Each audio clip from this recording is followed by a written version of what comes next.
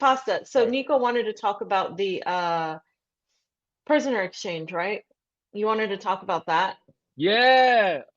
Let's jump into There's that so Why section don't we many, go first. to so that? there's so many, there's just so many like moving parts with this.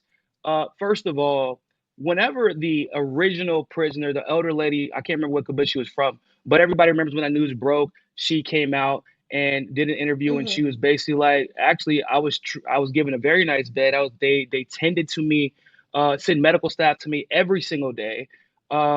She had a personal attendee, and all of her friends did too, and they made sure that her friends and Hmm. her family from the kibbutz stayed close together. um, and people were accusing her, including Israelis, of saying, of praising quote unquote Hamas because they still had her husband. And so not only were people saying that, but they were actually attacking her because of that and Hmm. calling her a liar. So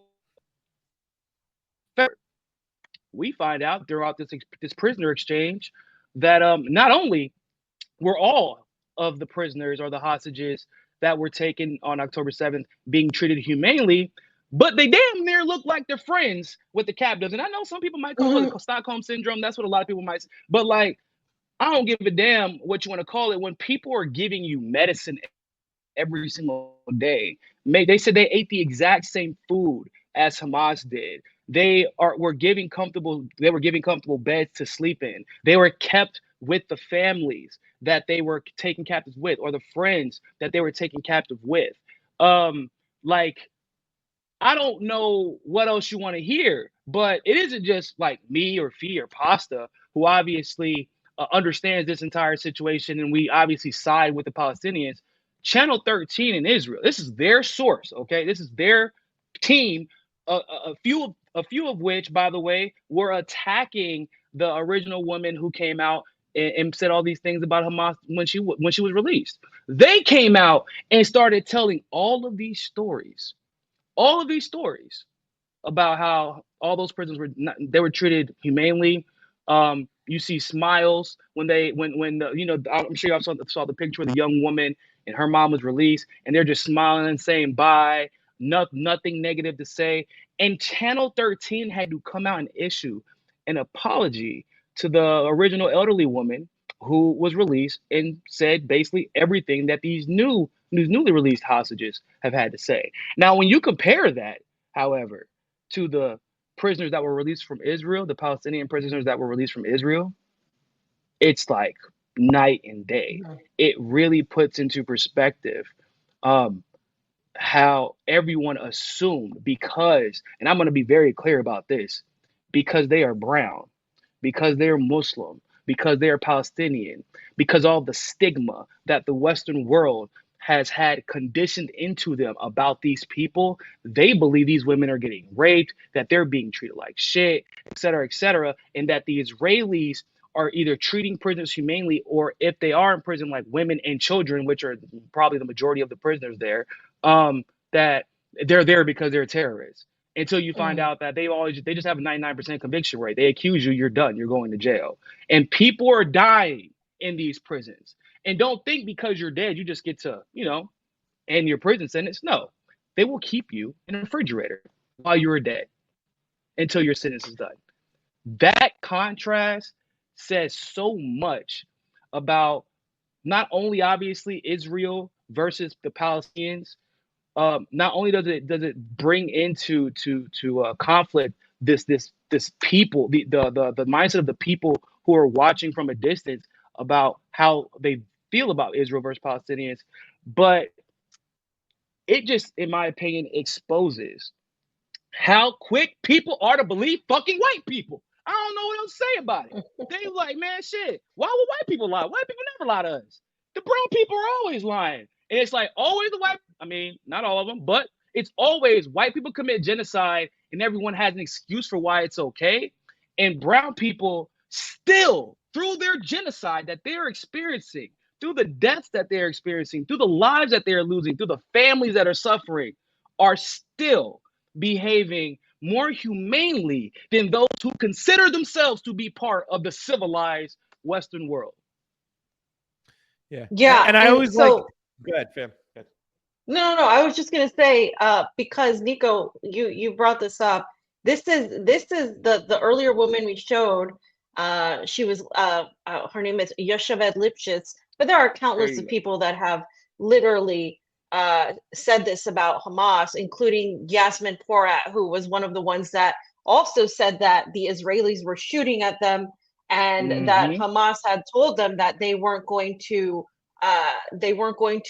shoot them because they were Muslim. I mean, the stories that have been coming out from before, and now with the prisoner exchange that we're seeing that these people, these Israelis, are coming out and are thankful to the Hamas captives for how they were treated, but are actually angry at the Israeli government. And the Yep. Israeli media has been trying to skirt around this because they've all been dumbfounded with all the information that they've been finding out. And if you want to pull it They up, look Jamie, it's stupid. No one likes to look stupid, right? No one likes to look yeah, stupid. Even though they convince themselves of this narrative because necessarily they know like if I go against this narrative, it's going to be a problem. But so they convince but at the end of the day, they're like, okay, we don't mind being off, right? For the movement, for the cause. But motherfucker, we just look like dumb liars who believe everything Netanyahu says, and no one likes to look like that. yeah.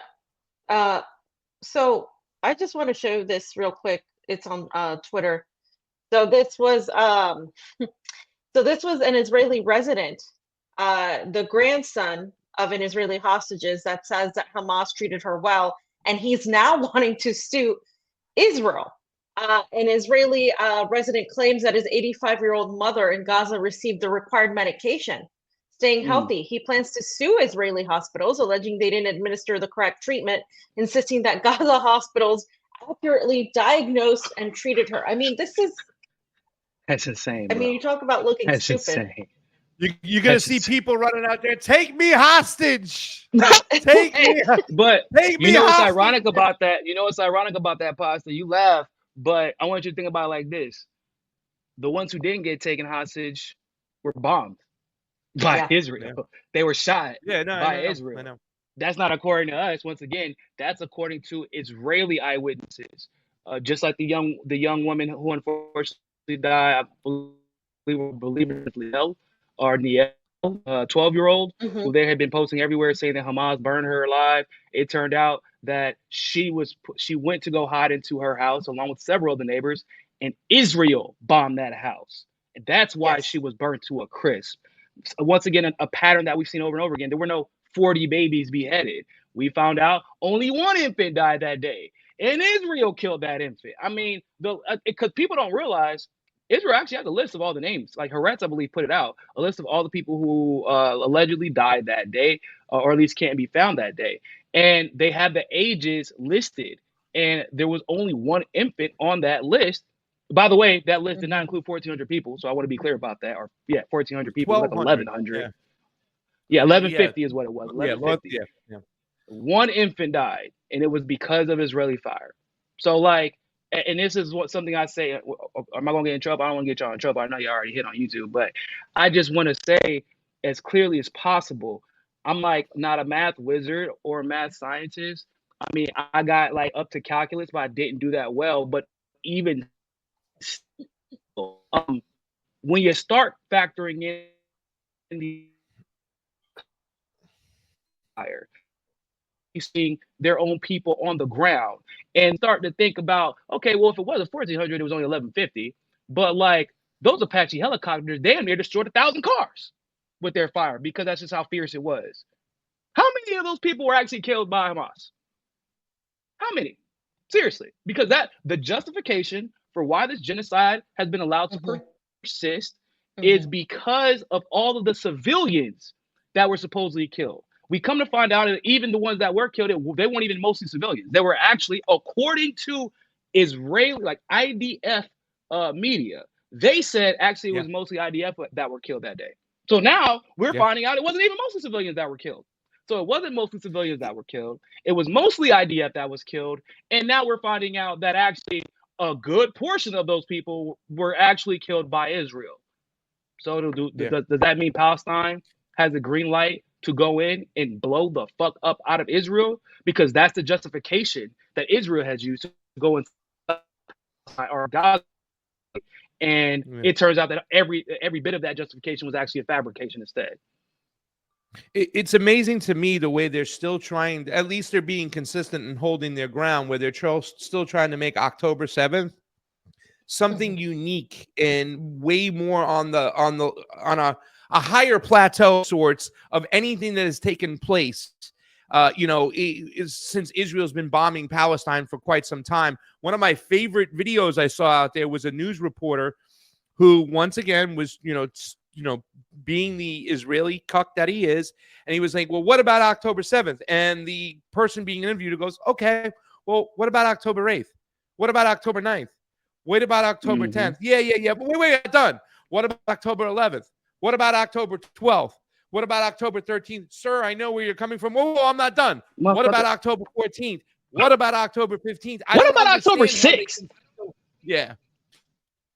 And like, 5th and 4th. Like, and yeah. Because I know, I can't remember. Pasta, I believe you were like busy doing, cool pasta, travel the world shit. But I remember Feet talking about this. I know I was talking about this. There were actually several videos, several reports of how between the settlers, the Israeli settlers, and the IDF, they were bulldozing homes and killing people like a month or two before that. There was a huge buildup before October 7th that no one seems to want to acknowledge. Like, not only happening in Gaza, but also happening simultaneously in the West Bank, where we all know there is no Hamas. So, like, exactly. Why does no one talk about that? And the reason is because, truthfully speaking, and this is why, of course, the issue has been allowed to persist for so long without being challenged, is because Americans either don't care or didn't know, right? Like, I don't know if y'all remember back in the day, if you posted anything with the thumbnail of Palestine, that shit was demonetized or removed, right? Like, we know. I know y'all know, right? I was surprised. Can we not talk about this? We gotta talk about it. It's important, Oh, y'all got. Yeah, they probably weren't fighting over it, man. Hey, look, everybody got a bottom line. You gotta pay the bills. But I was surprised whenever I'm like, I'm just talking about this. Isn't anything like when I talk about Yemen, I never got demonetized. But like, there was a clear effort even back then to make sure that the truth didn't get out. But obviously, with the advent of Twitter, and then fortunately, Palestinians getting cell phones and internet to actually show us exactly what's happening in Gaza in real time via TikTok, like, it changed the game. And I think what also changed the game is that people felt played, right? Because either people were indifferent because they didn't think this was that big of a deal, or they believed that Israel was the victim, because we've been conditioned to believe that if the other person or the other group is Muslim, then they must be the violent ones, which is insanity to me. We had a fucking president try to justify killing hundreds of thousands of Iraqis because Jesus told him to, because fucking Jesus told him to, but fucking Muslims are supposed to be the violent ones. Hundreds of thousands of Iraqis and Afghans. Like, people believed it, and now people feel like, hold the fuck up.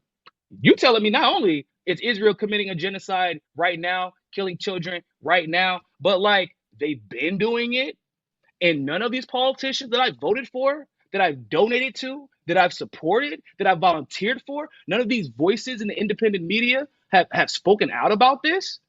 So now they're even more pissed. That's what it comes down to, I think.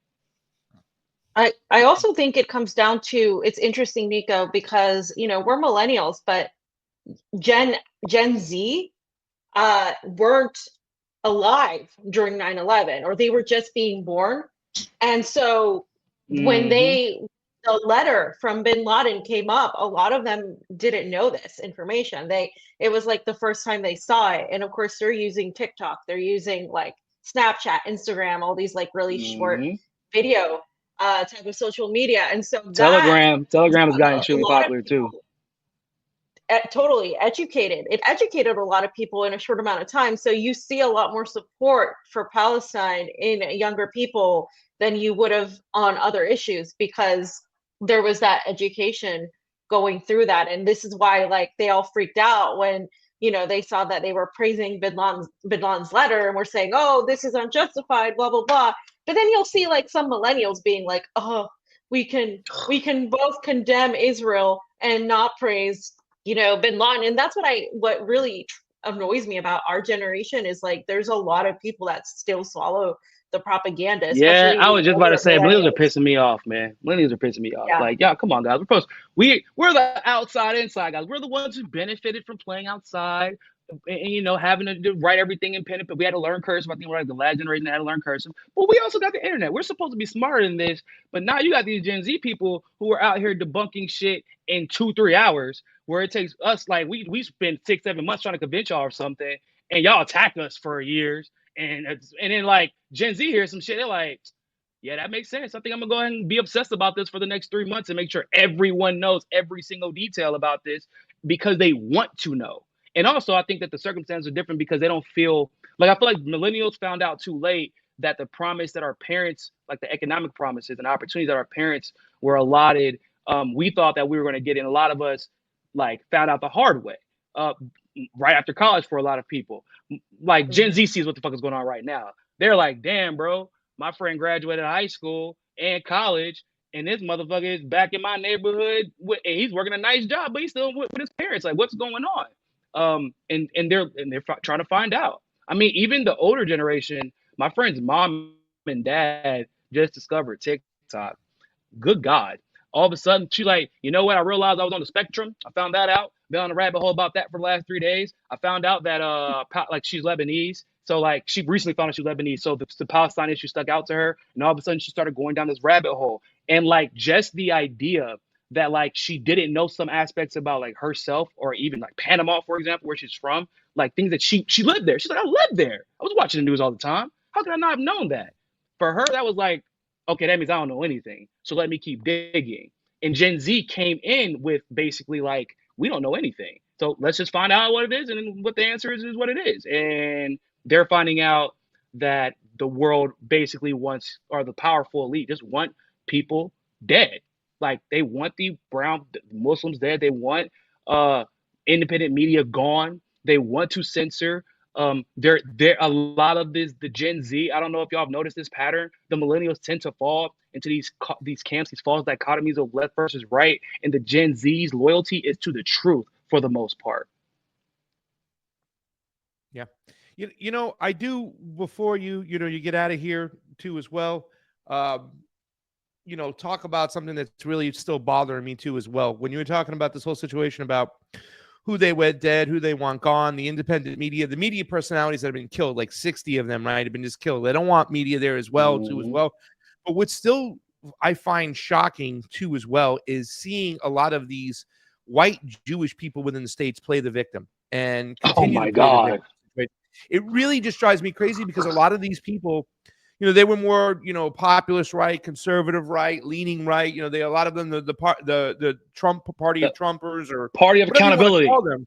Yeah, they would always say that these leftists are playing the victim card. They have this victim personality. They have this victim nature about them. And here we go now. And what are they doing?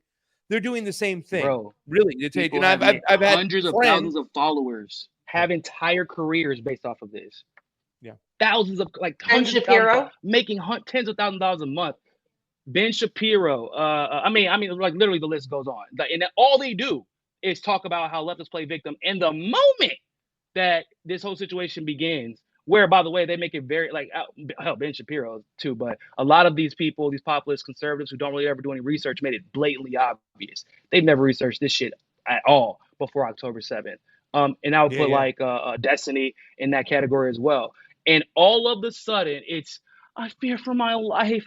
Anti-Semitism has risen, and like you're like, oh, like, well, how? I always ask for examples because I'm the type of person that condemns like legitimate hate in any circumstance because I don't attribute the actions of a government to the actions of all of the people who belong to that government. So I ask for examples all the time. And of course, the only example I ever got was the Jewish kids barricaded themselves. And then the cops were like, no, that shouldn't have happened. They were in no danger. We have no idea what they And if cops are saying this, bro, about white people, I'm going to believe them because cops don't It's really like Niko. You see a white guy walking down the street, you're going to be like, yo, I wonder if he's Jewish. Like, get the fuck out of here. Norm Finkelstein was laughing about this the other day. Dan Cohen has said this stuff before. Like, stop. I am not a victim because I'm Jewish in the United States. And all these kids are like Jewish kids can't feel safe on campus. Well, imagine how a Palestinian kid feels in the Gaza Strip, for crying out loud. Fuck They kids. don't even have No, not schools. even just the jobs.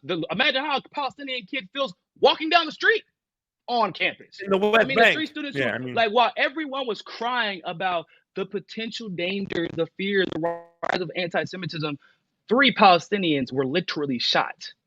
It wasn't a threat of Islamophobia. It wasn't a fear of Islamophobia. Someone said, I hate Muslims. They're Palestinian. I'm going to take the time to put bullets in a gun, risk going to jail, and shoot these kids dead because they're Palestinian.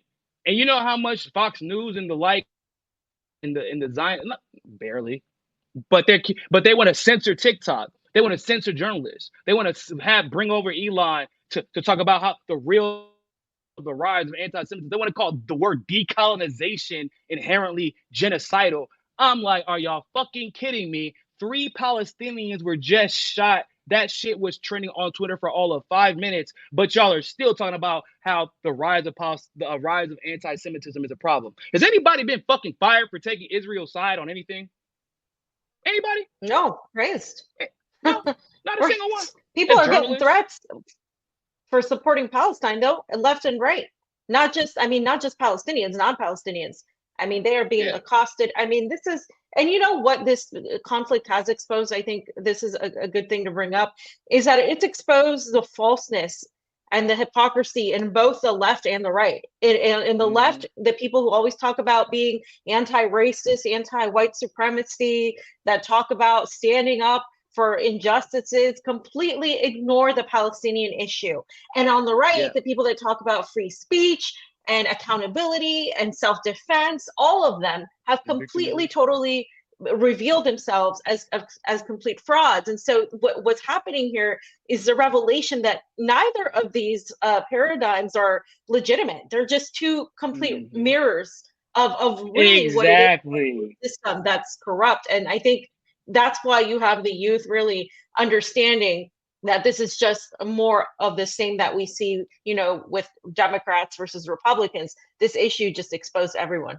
And I think that we've talked about this before, both of us, or all of us, where we've they always talk about social justice warrior this and social justice warrior that. And we're like, bro, y'all are both SJWs. You're just SJWs for the right and you're SJWs for the left. But it's still the same thing. Y'all fake outrage, pretend that a one-off situation is somehow representative of the entire population of a particular group, and cry about it over Twitter.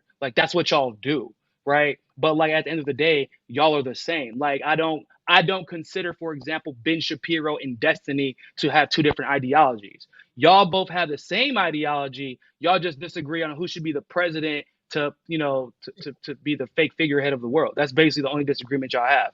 Outside of that, Destiny agrees with all the wars that Ben Shapiro supports. He spews the same racist or Islamophobic rhetoric that Ben Shapiro supports. He's the first one to claim that someone's crying victim the same way that Ben Shapiro would do. And of course, he's the same one to play victim the same way Ben Shapiro plays victim. And he'll lie to defend his points. I remember back in the day, just as an aside, I debated Destiny. Fiorella debated Destiny too.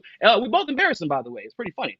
But this is a story that a lot of people don't know. So I used to go to this conference called Better Discourse. And it was a great time. I've always had pretty riveting debates. They always let us talk about whatever. But the last time I went to the conference, I debated Destiny specifically on how big tech is influenced by the government. He was making an argument that it basically wasn't. And I was like, that's stupid. Yes, it is. It's obvious. Whatever.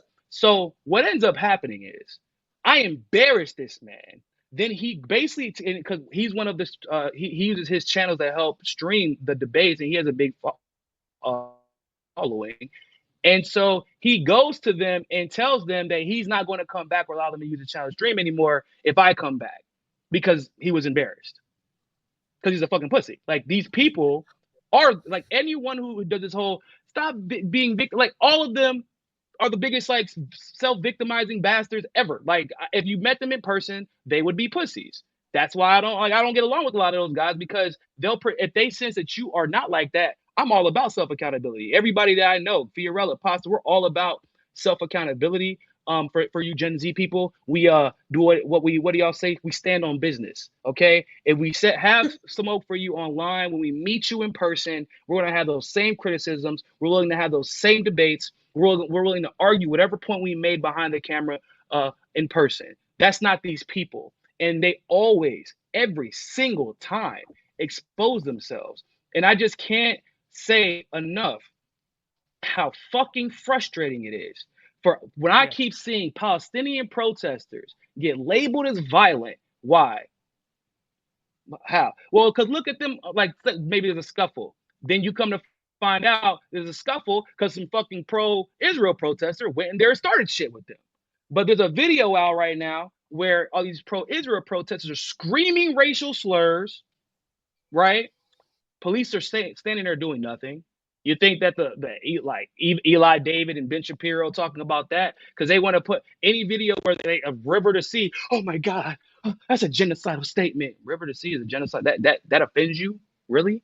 But like those people are animals, right? They're human animals, is real as referred to them because they're saying River to Sea, but literally like somebody can be calling for death to everybody because we've seen that over and over again online. James Woods being one of them, and they have zero to say about that.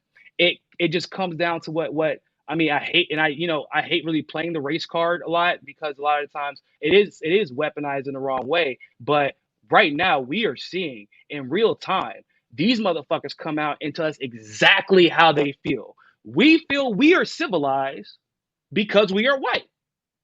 And you are brown, and they think that you're effectively a race traitor if you side with Palestine. That's why that is like, and they're making it fucking obvious. They're not even hiding it anymore. When you see these videos where people are saying, "Oh, look at what's happening. The UK is becoming a Muslim country." Why? Because they're protesting. That's a weird thing to say. Like would you have this problem? Where if they do have a problem like BLM is protesting or whatever. It's like look what happened in this country. What the fuck does that mean, bro? What does it mean? What are you trying to say? You have an inherent problem with brown people being here. They could not be bothering you. You have a so like just say what it is. Yeah. And Niko, for that, to that point too, well, if you're wondering why there's so many Muslims in your country and stuff like that, could it be to all the wars you started and people had to leave their country because of the devastation to have to show up on your doorstep? This is the same argument we have with why there's so much, people coming to the southern border over there. Like, do you understand what goes on in these other countries too, as well, ladies and gentlemen? They think it's the fault of those in the country. They think it's the fault of those in the country, bro. And I'm like, no, you fucking morons. Are you kidding me? Have y'all not been paying attention for the last 20, 30, 40, 50 years? Y'all have been destroying their country. And the safest place from a bullet is behind the gun. I know that the UK will never be hit like Afghanistan. The US will never be hit like Iraq. Yet, do I like it? No. Do I like the racism I experienced while I'm there? No. I don't like the fact that I have to leave my country, my language, my culture, my family. You think people want to fucking leave the thing that they have grown accustomed to, the lives that they've built over generations? No. But why would I run to another country that I know the US or NATO has every intention on invading or destroying the moment that they start to achieve some level of success when I've already seen this pattern? Sometimes you have to put yourself, you have to be smart. Like it isn't fucking rocket science. I'm gonna go to the place with the nukes. Because that's clearly the only place where I can survive and make sure my family has to worry about being bombed any night that the U.S. feels like overthrowing a government. Somebody told me I go to the place who makes the money we spend here. It's like, where's the money coming from? I'm going there. That it's that simple. Does that mean they like it? I mean, how many people live in cities they don't like? Live under politicians, governors, mayors that they don't like? You know what I'm saying? Yeah. Like, you do what's best for your family to survive and thrive. And unfortunately, the reality is we know that maybe not as much anymore. Yeah, Americans can thrive and they do have more opportunity than most. But the biggest opportunity that we have available to us is the ability to not die so that we can actually support our family. That's what it comes down to. That's like the best opportunity to have is survival. Everything else is moot if you don't know if you're going to be bombed tomorrow. That's like the reality of it. So you think they come here because like, oh, if you hate America so much, why do you live here? Bitch, because I live here because y'all destroyed my country. That's why I hate America so goddamn much. So now you got to deal with my ass. How about that? Now I'm here. Enjoy it. Congratulations. Why is everybody fault. coming here if it isn't the greatest country in the world then? Like, oh, First of all, Jesus Pasta, Christ. don't be doing that about your mama. She probably back there about to smack you. Don't do that. Me and his mom had a discussion about that yesterday, but it's true though. But I mean, she's just repeating what everybody else is saying. You know, I was in New York with my aunts and uncles, and you know, the older generation and shit. They're still saying the whole same thing. This is the greatest country ever. Why do you think so many people are fighting to get in here? I mean, it's not. It worked for them. Yeah. I mean, it did. It worked for a lot of them. Yeah. It's not working for people anymore. It worked for though. them. It worked for why? Like, so for example, I always say like, why? For example, people at this point, I think, you know, like I used to date an Israeli, and when I tell you, I was so confused because she was confused as to why there was so much like a tension, racial tension, economic tension. I was like, well, when you got here, what did you get? Like, she's like, oh well, she's like, because she had 2 credit cards, and I was confused because she only been here for a month and a half. Bruh, she came in with a 720 credit score. Came into the fucking States with it because she's Israeli, right? Got a Social Security card. And could go to whatever college she want, like a limit of like $50,000 a year or some shit like that. Because she's Israeli. I'm like, yeah, if when an Ethiopian comes here, they don't get that. I promise you they don't. Hell, the black people who are born here don't get the benefits that you get. Even if you have a 720 credit score, your 720 and my 720 are not the same 720. That's the fucking problem. And she's like, well, why would that be? Like, why is that? Motherfucker, that's the problem. It shouldn't be that way. But it is. So, like, there's a reason you go to Miami, and you see the white goose, like the white Cubans primarily, the white Venezuelans primarily, the white Brazilians primarily. I bullshit you not, y'all. You gonna make fun of me. I'm a pretty cultured guy, bro. Had no idea there were black Venezuelans. You didn't? Are you serious? What the? It's like considered part of the Caribbean. Like, yeah, Venezuela. I'm aware of that. But like, so is like Paraguay or whatever the fuck. Like, they don't have really black people. But it's because when you live in Miami and there's so many Venezuelans, like, and all of them are white, you're like, okay, well, I guess that Venezuelans are white. And then I'm coming to find out, well, that was wrong. So, but that is like, then you start to figure out, well, why? Why is it like that? Then you start to figure out who's qualified as a refugee, right? Is it actual political refugees, or is it the refugees, the white ones, the wealthy ones, the businessmen who basically are escaping consequences of the actions after a leftist or socialist government comes in that replaces the regime that the United States installed. Anyway, I got to get up out of here, people. They bugging me. So let everybody know where they can find you, Niko, and where they can get more Niko House if they want it. Mm-hmm. You can find me on YouTube still, obviously, For the People Podcast, or just Google Niko House.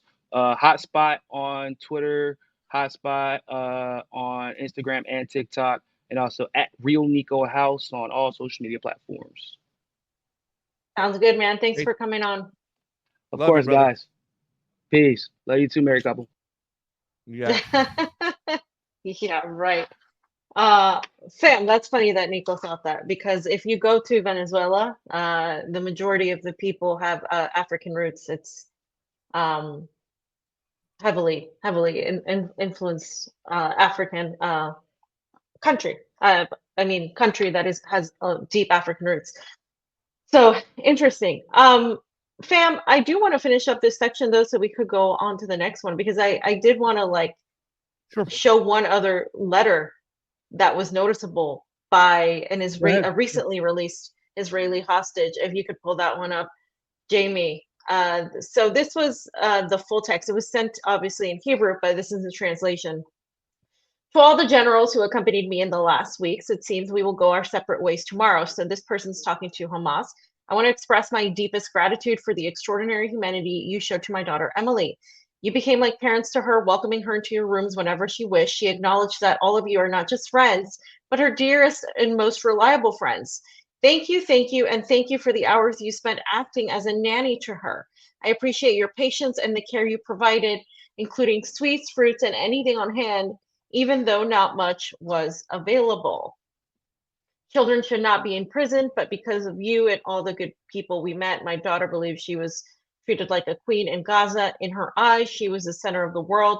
We didn't encounter anyone among the fighters, generals, or leaders who didn't act gently and with love and compassion towards her. I will be forever thankful to you for ensuring she didn't leave with severe mental trauma. I will remember your acts of kindness despite the harsh conditions and all the losses you are facing in Gaza. I hope that in this world we can maintain a lasting friendship. I wish all of you health and love for yourselves and your families. And that is, thank you very much, Daniel and Amelia. So that's, I mean, I don't know, fam. I think that if I were taken, kidnapped by these people that I was taught to hate, I don't know if I would even come out that eloquent. I mean, they must have treated, there's also a thankfulness for returning a child back alive, right? But there's also the fact that this is not a lie. Children have a really hard time lying about things like this. And I think we're going to be seeing a lot more of this, like we've been seeing the last couple months now, with the way Hamas is treated, and not just Hamas, but the resistance that has held hostages, mainly Hamas, how they've treated these Israeli hostages. And we're also going to see the opposite, how Israeli hostages are angry at their government, how Israeli soldiers treated the Palestinian prisoners that were there before October 7th. And we're talking about women and children mainly, who were mainly accused of stabbing people. That's the reoccurring accusation we've seen coming from Israel. Oh, they were terrorists. Why? Because they tried to stab an Israeli soldier. So it's like, okay, but how do we know this? There was never any trial held, right? And on top of that, we're talking about Israel being an occupation as defined by international law. Therefore, these people have a right to defend themselves. And you're going to tell me a small woman or a child are going to try to really kill an Israeli soldier? I'm going to have a hard time believing that. So, fam, what I put on the screen is what they're going to be saying. This is going to be the number one argument you will hear out there. Oh, it's just Stockholm syndrome, whatnot, Then you'll have some people who say, well, it's a PR thing. They had to treat these prisoners good too as well because they wanted them to go back and saying that. Fam, what are your thoughts about that? I mean, because we have understood for quite some time, like Israel, the way they treat Palestinian children, the IDF, the way they treat Palestinian children, we have ample amount of evidence of seeing them just beating up children, jailing children. There's so many things out there. But what are your thoughts to say that, oh, this is about Stockholm syndrome? I don't think it is. I think they, for the reasons of making sure that they, on the right side of the PR game. And two is maybe it was just something, where they want the people of Israel to see how they are treated and show that they are humane and show they are just fighting for their lives. And that's why they have this treatment of those Israeli soldiers. But what do you say to this person right here? Let's be straight. Have you ever heard of Stockholm syndrome? That's what they're going to say. Absolutely. I mean, I'm a huge true crime buff. Of course, I've heard of Stockholm syndrome. Stockholm syndrome happens when you're like a child or a person taken captive for a long time and you endure abuse and it's constant. And then you come back and you can't know anything but the abuse. So you return because you're comfortable with your abuser. What you don't do is write a letter or talk about this in this way. And it's a little bit different than that. So they're not even using it in the right way. But the other thing I want to point out is this is one example. There are many examples like the ones Niko and I have listed. Multiple people who are completely unrelated who have said the same thing. We were treated well, we were fed, we were clothed. And the people who were not hostage with Hamas were the ones that were shot and killed, as of course collateral damage by the Israeli soldiers because they wanted to impose the Hannibal directive and by extension, instead of soldiers, kill the civilians because their main goal was to destroy Hamas. So they didn't care that they would get the hostages. In fact, the Israeli officials themselves had a conference where they stated, we're not really going to worry about the hostages now. They literally said it. So I don't know why it's so difficult for people to believe not just this woman and her daughter, but the many other examples of, from Yasmin Porat to this Lifshus woman, and the Judith and the other woman and her daughter that were released also in the very beginning. There's just been example after example of these people not necessarily giving them accolades, but saying they were just kind and they gave us medication and they treated us well, and that's that. And they were actually angry at the Israeli government for not prioritizing their lives. So I think we're going to be seeing more of that. I think you can't argue Stockholm syndrome in every single one of these cases because there's so many of them. So I think that argument is dead in the water when you point out, well, it's not just this one instance, but all of these other instances. And you're talking about these people. This woman wrote this letter, yeah, but there are people who said what they said, the positive things they said about their Palestinian captors when they were already out. They had no reason. They could lie. They could have said, oh no, they mistreated us, they hurt us, blah blah blah. They had no reason to tell the truth. They could have lied because they weren't under duress anymore. So again, I just think it's a weak argument, but you're right. We're gonna be hearing that a lot. Yeah. I mean, there's still people who want to elevate this whole argument too, as well. About how you have to demonize Hamas to the nth degree. And then they'll say, oh, well, what are you doing? You're supporting Hamas. There's somebody in the chat right now that won't stop about it. Oh, you're supporting Hamas. You're being Hamas sympathist and whatnot. And it's like, I don't think I'm being a Hamas sympathist when I'm just explaining what their motives are and why they're doing the things they're doing. Let's not forget this thing all started in 1948. It wasn't Hamas that they took and threw in the Gaza Strip when they created the state of Israel. It was Palestinians. Hamas was born within the Gaza Strip because of that. And, I don't have to sit there. I don't have a Hamas T-shirt. I don't have to root for Hamas. But I still think even some of the people that we've talked about, as far as like the libertarians, right, they still feel the need to condemn Hamas to the nth degree. We just saw Elon Musk go over to Israel too as well, and that whole situation. So I just would like a little bit more, fam, if you can give a little bit more clarity on how we should speak of Hamas. You know what I'm saying? Because are you sure? Once again, the like no matter what, it's like you have to kind of like elevate what happened on October.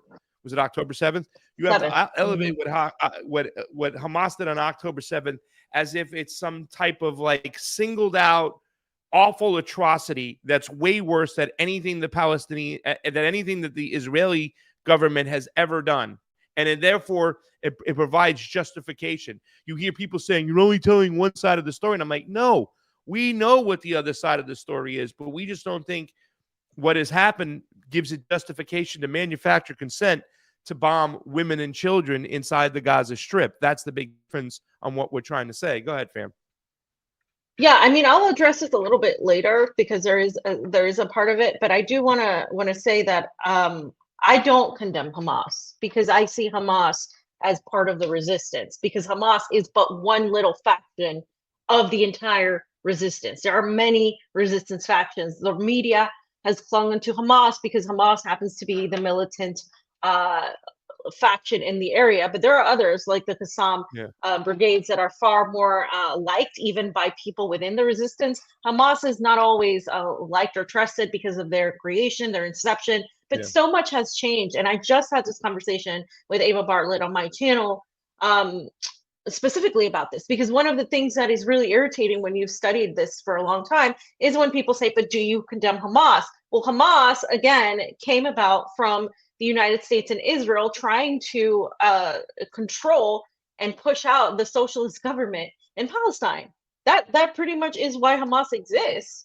And so much has happened in between that time where Hamas became a militant faction that still, for some, isn't militant enough, and for others, they're too militant. So again, like the Palestinian Authority that constantly, talks to the U.S. and has these meetings, they're seen as traitors by most of the resistance because they're not fighting to gain what Palestinians deem is their right to the land, not the 1967 borders, but the original one-state solution with the name Palestine, where both Israelis or with both Jews and Muslims can live in peace. That's what the resistance wants, because when it was attempted by Yasser Arafat to accept the Palestinian 1967, the UN 1967 borders and accept the two-state solution, Israel kept occupying and going further into the West Bank and expanding into Palestinian territory. And the Palestinians would have given up 76% of their land with that deal. But Israel couldn't even commit to that. And that's why that never happened. It died. It was the Oslo Accords too. It became the Oslo Accords. And the whole thing just never ended up coming into existence because of that. So when people say, well, do you condemn Hamas? Well, do you condemn the last decades and decades, 70 years of what's been going on in Palestine? Do you condemn the atrocities committed on Palestinians, the entire generations being wiped out? No, you don't, because the point is to dehumanize these people and tie them to Hamas, so you could easily tie them to terrorism, so you could easily tie them to ISIS, because this idea has been ingrained in the American public since before 9/11, but especially after 9/11, that all of these Muslim people, as Niko was saying, are completely, totally terrorists, and we need to just annihilate them. And as somebody that has been to Iran, a country that we have vilified and that we're now trying to go to war with using the Palestinian issue, it's completely false. They tell you that these people hate America, that they hate Americans, that they're mean, that they're just awful. And that is the opposite of what I found when I was there. And I'm sure from the stories that I've been told from people like Eva, the Palestinians are some of the friendliest people. And it's what we said when we went to Nicaragua. We said the Nicaraguan people were so nice. They didn't hate Americans. They were very welcoming to us. The people in Venezuela have been kind. The people in Cuba have been kind. These countries that we're told and taught to hate, that we're told are regimes.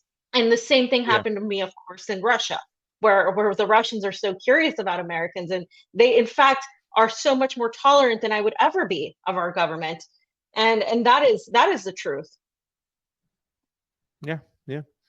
Do you have anything else to talk about when it comes to this suggestion? Because there's somebody in the chat too as well say you must condemn Hamas. It's like, yeah. Well, okay, Adrian. I do want to show the Palestinian prisoners that have been released, right? Because we're hearing and seeing testimony from these Israeli hostages saying that they were treated respectfully, but these are the released Palestinian prisoners, and this man talks about how one of them was beaten to death by Israeli soldiers. Let's have a listen. صعب جدا، قلة أكل، ضرب، في شهيد استشهد في القسم اللي أنا كنت فيه، ثائر أبو عصب، ضرب ملامات، ضرب، صرنا ننادي عليهم يجيبوا الدكتور، ما أجاش الدكتور بعد ساعة ونص أجا، كان مستشهد الشاب، يعني برودة أعصاب، الشاب ميت على الأرض وهم يعني ولا إشي، ولا زي كأنه في إشي، استشهد هو على الأرض، سلم روحه لله وهو على الأرض، ولا إشي من التعذيب، من الضرب. قتلوه عشان سأل سؤال قتلوه، سأل سؤال حكى لسجان في هدنة، حكى له لا، دخلوا في نفس الليلة ضربوه وقتلوه. يعني الحمد لله رب العالمين، فرحتنا ما اكتملتش، صعب جدا، قلة أكل، ضرب. And I think there's also this cultural, like, not understanding that the reason they're yelling, Allah Akbar, is because they believe that when you're killed, when you're fighting for this cause, you're going to die and go to Allah. Is that any different than people who believe, that when they're killed, they go to heaven? I mean, it's just, I think there's just like this, oh, look at them shouting, look at this, that, listen, that, look at how they are. It's just a cultural difference that people just don't know how to respond to. You've never been exposed to a culture, and it doesn't necessarily mean something bad. This is just how, when they talk about being martyred, they're talking about people who will be remembered for, for what they've done. And that's how they view death. That's not how everybody views death, but that's how they do it. And that's Yeah. fine. But I mean, people see this and they're like, oh, look how, how savage they are and how this they are. And like I think it's important to also note that as well. Yeah. And I can't stand when Um people go, you can't condemn it on one side, but not the other. I mean, Adrian, dude, like in this chat, dude, you're trying to say that there's a level of evenness and what Hamas did on that one day as compared, and once again, it was a resistance. It's compared to what Israel's been doing for years, for decades. It's been disproportionate for quite some time, right? You know what I'm saying? So you cannot, when you try to take this one situation and you try to say that this is so horrific, and then you're just trying to manufacture consent for what Israel's continuously doing ever since that. That's what you are saying. So stop. You know what I'm saying? I'm so sick and tired of people trying to say, like, you're only telling one side of the story. What they did on that day is awful. Yeah, okay, you want to say that. But it's like Norm Finkelstein said, what would your mom say if she was around and she saw what Hamas did on that day? And he said, if my mom saw people running from a prison break to defend themselves, I don't think she would say what you think she was going to say. You can try as hard as you want to make this kind of like a singled out atrocity that's so much bigger than anything else, but it's just not true. And it is a reaction to the actions of Israel for so many years. Go ahead, fam. yeah, well, I just want to say um you can't even try to bring an equivalency with that because there is none. I mean, there absolutely isn't something where you can justify where now we don't even know how many people were actually killed by Hamas, as Nico pointed out. We know that a lot of people were killed by friendly Israeli fire. We know that a lot of people were killed uh, in other ways, not in the crossfire maybe, but we know that less people were killed than initially was alleged. We don't Yeah. know who Hamas literally actually executed. We have zero notion because what we're finding out now is that people's bodies were moved, cars were moved. All of the things that Israel has said and alleged have been lies, including, of course, the 40 beheaded babies. But it's crazy how people try to justify the death, the murder of 15,000 people with even if you compared it numerically, it's just not. You can't. And again, they don't mention everything that happened before and everything that happened after October 7th because it's both before and after. None of that is being mentioned by the people that are hyper focused on Hamas because it's not about Hamas. It's never been about Hamas. It is literally about pushing and ethnically cleansing the Palestinians out of this land so Israel can get a hold of it and be the US's attack dog in the Middle East. That's the whole purpose of Israel. Politicians have pretty much said it. RFK Jr. laid it out beautifully for us. And so that is why Israel is there. So this isn't about Hamas. Everybody at this point should know this isn't about Hamas. I wanna point out this child hostage because since Israelis care so much about children, um, there have been thousands, obviously, Palestinian children that have been killed. But let's talk about this Palestinian child. His name is Mohammed Nazal, who was abused in Israeli prison. First of all, why are children in prison to begin with? We're talking All the about time, like and Israel prisons children all the time, Palestinian children all the time. yeah, and we're talking about like actual children, but of course, in the media, the Israeli media and the Western media, they'll describe them as teenagers. So he had no charge or trial, which is, as Nico said, it doesn't happen. Like it's a 99 conviction rate. Okay, 99%. They beat him. They broke his arms. They broke his fingers. This is what he's saying in Arabic. They starved him. There was no medical treatment. They hit him with metal bars. They beat him nonstop. They starved him. So this is of course this child is he has his arms there that are obviously he was obviously beaten, right? I don't know how many hostages from released by Hamas you've seen with bandaged arms. And again, some were injured in the crossfire, but you're not really seeing the same thing. We don't have to play this, Jamie, because I believe this is in Arabic, but he pretty much says what I just said there. And I wanted to show this because there is obviously a a comparison, right, between the two. And another one, fam, that I think is important we point out, and I did have to go at Michael for this because when this whole thing was happening, he was one of the people who was doing the whole, oh, I condemn what Hamas is doing, kind of like this person here. Because there was a child, her name was Emily Hand, right? And she was taken by Hamas. Now, it should be under the same section, under lies.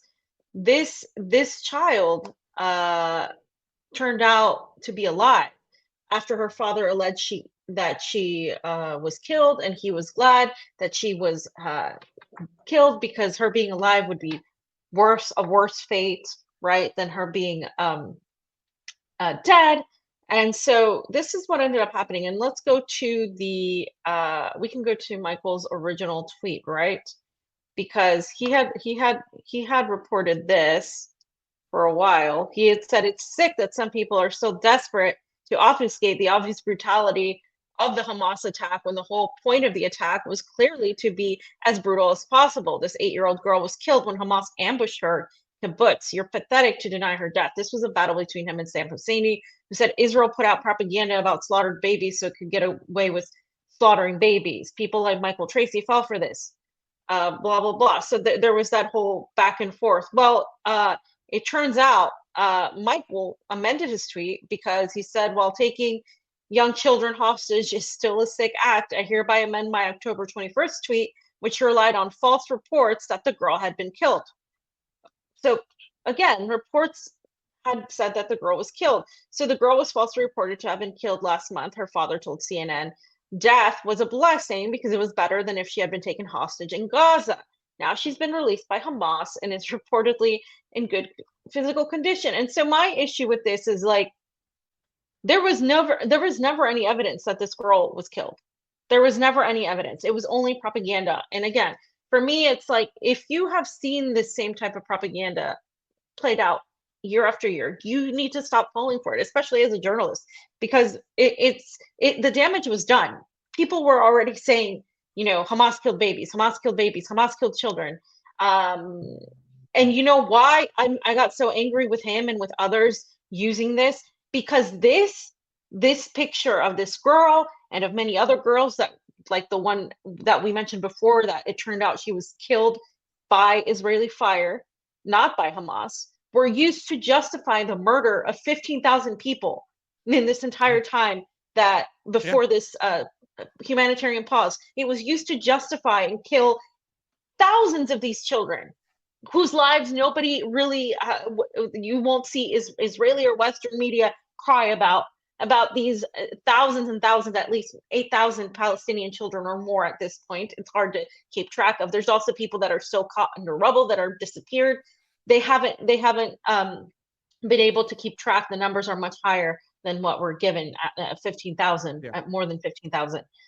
So this was used to justify that. So that's why I get angry when people promote this propaganda, because it really allowed for that to happen. And there's so many stories like this. This is one of many. And I think after this, Israel will never be the same. I think they will never be looked at it the same. They've lost the propaganda war. They've lost the empathy of the public. In spite of all the media that you see, because this is just everything that's coming out is continuing to drive the fact that Israel lied about everything. Yeah. And still this kind of argument to try to make it like, I don't know what people think that the resistance should do, whether it be, Hamas or any of the other resistance groups within Palestine, especially within the Gaza Strip. What did you think they were going to do? You know what I'm saying? What did you think? How are they going to fight back? I'm not justifying it, but what, and I hate when I say I'm not justifying that, because I think a lot of people always feel that they have to condemn both sides. And I think that's like a personal thing. Yeah. It's about how they see them. Well, you gotta condemn both sides and shit like that. Yeah. One side has had the boot on the neck for quite some time. One side are people living in an open air prison where the other side is the oppressor, controlling everything that comes in there, whether it be food, water, controls their energy, all this. What did you think those people who have the boot on their neck are going to do? Act friendly, fight in a friendly manner, you know?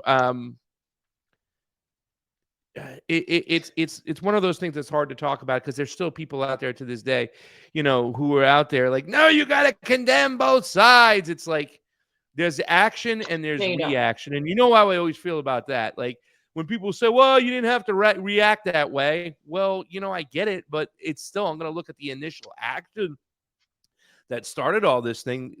B and C would have never happened without A. And Israel has been brutal oppressors and brutal occupiers towards women and children, the Gaza Strip and the West Bank, in all of Israel for quite some time. You know, they have treated Palestinians like animals. And so how did you think they were going to react? I'm sorry, you know, and from everything we see as this comes out, especially when they're releasing these prisoners, they seem like, you know, it almost is evident that, you know, the Palestinian resistance has been way more humane than the Israeli side. The Israeli side has been trying to control the narrative with the media. And now they have, you know, Elon boy going over there doing that thing and stuff. But like, I'm not defending anybody over here. All is hell in war. All is hell in war. But you have to expect a certain reaction from people. And then when you see people who are saying, oh, well, you're not condemning them and whatnot, you're carrying water for Israel's crimes against humanity. And they have some serious crimes against humanity. Yeah, no, there's no debate. Israel has committed war crimes against humanity. And I don't really care what these people say. And I support the resistance. I support the resistance of anybody across the world. I supported the people, the Jews that were in concentration camps rising up against their Nazi captors. And that is the same way I felt about Donbass and the people of Donbass rising up and standing up against the Ukrainians who literally wore Nazi patches and who said that they wanted to cleanse these people from these Russians, these ethnic Russians and Slavs, because they were less than human, the same way that Zionist Israel has referred to the Palestinians. So guess who I support? I support the anti-Nazis. I support the anti-Zionists, because Zionism is a form of fascism. It has nothing to do with Judaism. This is why you see non-Zionist Jews protesting alongside with Palestinians, because they have nothing to do with Zionism. They are proud of their Jewish faith as it was intended, a loving faith, not a faith that is used as a cloak to justify war crimes and genocide. So no, I don't condemn Hamas. Why would I condemn Hamas? They're but a faction of the Palestinian resistance. There's so many other factions that have been fighting there, and nobody cared about anything until Israel cried that they were attacked as a consequence of the decades of attacks put on Palestinians. And I ask these people that are so hyper-focused on Hamas, if somebody came and killed your entire family, literally, and you watch your children die and be brutally murdered by these people, and then you turned around, what would you do? Would you just say, would you, like, if there was no law, right? If the law didn't do anything, if nobody helped you and you could not get any sort of vengeance, and you were also in prison and you couldn't be freed, you had no way to move about, you couldn't get the food you needed, you couldn't get the water you needed, you were your brother and sister, your entire family were born into a concentration camp, what do? Oh, well, you try to be free and you try to regain control of your freedom. And the people who support the Second Amendment, and the people who support the right to bear arms, and the people who support the right to self-defense should understand that according to international law, the Palestinians have a right to do exactly what they did.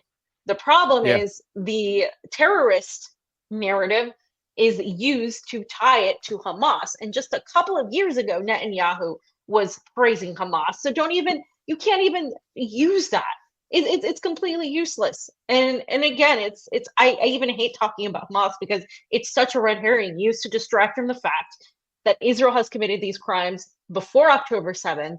They finally got a fraction of the taste of the medicine, and now they're using it to justify the murder of thousands of civilians. And not only are they using it that to justify, they're using the religion of Judaism to justify what the atrocities and the fascist acts that they are committing. And I am defending here. I am siding with somebody, because in good journalism, you have to show the truth. I posted this meme the other day. It was like, you don't show that. What was it? It was something about a window. And it was a meme basically just showing that when you're covering something, you don't just show that the fact that things are what they seem to be. You get to the bottom of the truth. You try to show the truth of what they are. You don't just pretend that everything is equal. In order to show the truth, sometimes you have to show the inequity in what is presented. You can't just pretend that everything, these two sides are equal sides. And that's the reality that a lot of people don't want to face here. That and that you would do far worse. I've said it many times, and I'll say it again. If somebody did to me what Israel has done to Palestinians, I would do far worse than what Hamas has done. I guarantee you that, and I guarantee you that a lot of people would in the United States, especially the people right now so focused on condemning Hamas. They would. Yeah. In fact, people get shot in the United States all the time when somebody comes into their yard and they shoot them. So, I mean, let's not, And people are hyper focused on, once again, condemning Hamas and saying, well, I'm not okaying what the Israelis are doing. Yeah, but you're a lot more hyper focused on making sure you condemn Hamas for their 700 war crimes. Like, I think that 700 war crimes have been committed each day since this happened, and it's been committed way before this has happened for quite some time. It's like the old Chris Rock thing. I think Jamie put up a meme of it. What'd you expect? They're going to do something over here. They had nothing to lose at this point. They've been so madly oppressed. And really, to tell you the truth, the majority of the focus needs to be put on what Israel has done and their war crimes, their occupation. And the fact that the United States is funded this war, I'm saying, the fact that the United States has, it's United States bombs. And you see people like Matt Gaetz who go, oh, well, Ukraine isn't the 51st state. Why are we funding them? Well, I ask you, Matt Gaetz and Marjorie Taylor Greene, is Israel the 51st state? Why do we got to keep funding this? We're giving all this money to Israel. Meanwhile, people are getting assed out in Lahaina from the worst tragedy, the worst natural disaster in American history. So. Yeah. I'm not saying Hamas should have killed them, but I understand. That was my Chris Rock voice there. Thank you, Cheese Slice. Cheese Slice is so corny.